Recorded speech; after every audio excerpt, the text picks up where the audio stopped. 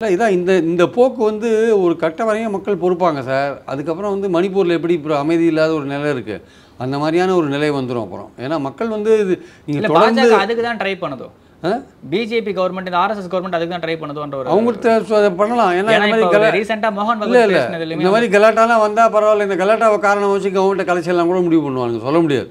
அதாவது அவங்க ரொம்ப எப்படின்னா தங்களுடைய நோக்கம் நிறைவேறதுக்கு எவ்வளவு மட்டமாக வேணால் பிளான் பண்ணுவாங்க பிஜேபி.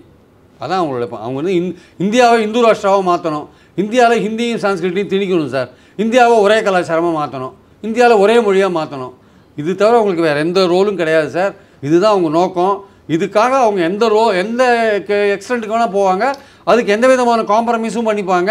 அதுக்கு முதல்ல அவங்க சொல்கிற விஷயங்கள்லாம் வேறு விதமாக இருக்கும். ஆனால் அல்டிமேட்டாக அவங்க கோல் இதுதான். இதை நோக்கி போகும்போது அவங்க எதை பற்றியும் கவலைப்பட மாட்டாங்க. அதை பண்ணும்போது மற்றவங்க தான் கேர்ஃபுல்லாக இருக்கணும். இன்றைக்கி நேற்றுக்கு இல்லை சார். இப்போ சுதந்திரம் பெற்றதுலேருந்து நம்ம தமிழ்நாடு தலையில் மிளகா அரைச்சிட்டு இருக்காங்க. அதான் உண்மை. ஸோ அதனால் தமிழ்நாடு இப்போது பாஜக ஆட்சியில் ரொம்ப அதிகமாக அது நடக்கிறத நம்ம பார்க்குறோம்.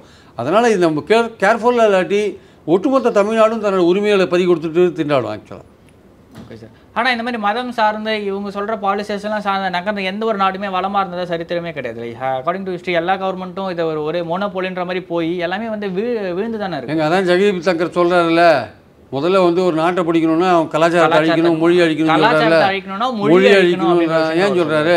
அவங்க முகலாயர்கள் பண்ணினாங்க இல்லை ஆங்கிலேயர்கள் பண்ணினாங்கன்னு சொல்லிட்டு அதை ஏன் சொல்கிற? இப்போ நீ சொல்கிற அப்போ நீ ஹிந்தியை இன்சிஸ்ட் பண்ணுறதும் சான்ஸ்கிரிட் தமிழ் கம்பல்சரியாக சில இடங்களில் கொண்டு வரதும் எதை காமிக்குது? அப்போது அங்கே இருக்கிற லோக்கல் மொழி அழிக்கிறது தானே காமிக்குது. ஸோ மொழி அழிச்சிட்டா தமிழர் கலாச்சாரத்தை அழிக்கலாம் தான் நினைக்கிறீங்க. காசி தமிழ் சங்கம் நடத்தினா நாங்கள் ஏமாந்துருவோமா? நாங்கள் சௌராஷ்டிரா தமிழ் சங்கம் நடத்தினா ஏமாந்துருவோமா? அல்டிமேட்டாக கொல்லப்புற வழியாக ஹிந்தி சமஸ்கிருதத்தையும் திணிக்கிறத பார்த்துட்டு இருப்போமா? அதனால் நீங்கள் மொழி அழிச்சிட்டு கலாச்சாரத்தை அழிக்கலான்னு பார்க்குறீங்க. இந்தியாவை ஒரே கலாச்சாரம்னு பண்ணலாம் பார்க்குறீங்க, ஒரே மொழின்னு பண்ணலாம் பார்க்குறீங்க. நிச்சயமாக நீங்கள் அந்த முயற்சி எடுத்தீங்கன்னா அப்புறம் இந்திய மக்கள் வந்து அதுக்கு தகுந்த பதில் கொடுப்பார்கள். தொடர்ச்சியாக வந்து பிரதமர் வந்து தமிழ் மொழியோட தொன்மைன்னு சொல்லிட்டு பார்லிமெண்ட்டில் பேசுறதாகட்டும் சரி, வெளிநாட்டில் போய் பேசுறதாகட்டும் சரி, ஆனால் அதுக்கு சப்போர்ட் பண்ணுற மாதிரி அட்மையர் பண்ணுற மாதிரி எந்த ஒரு விஷயமே பண்ண மாட்டார். இப்போ சிபிஎஸ்சியில் 3rd லாங்குவேஜாக தமிழ் படிங்க, பிராமண இந்தியா ஃபுல்லாக தமிழ்நாட்டில் இருக்க தமிழ் டீச்சர்ஸ்லாம் எடுத்துகிட்டு வந்து நாங்கள் இங்கே போடுறோம், தமிழ் வந்து இந்தியாவிலேயே உலகத்திலேயே மூத்த மொழி, எல்லாரும் தமிழ் படிங்க, நாங்கள் தமிழ் என்கரேஜ் பண்ணுறோம், நம்ம விஷயங்கள் பண்ணுறதில்ல. ஒட்டுமொத்தமாக வெறும் 74 கோடி ரூபாய் தான் இவங்க பண்ணியிருக்காங்களே.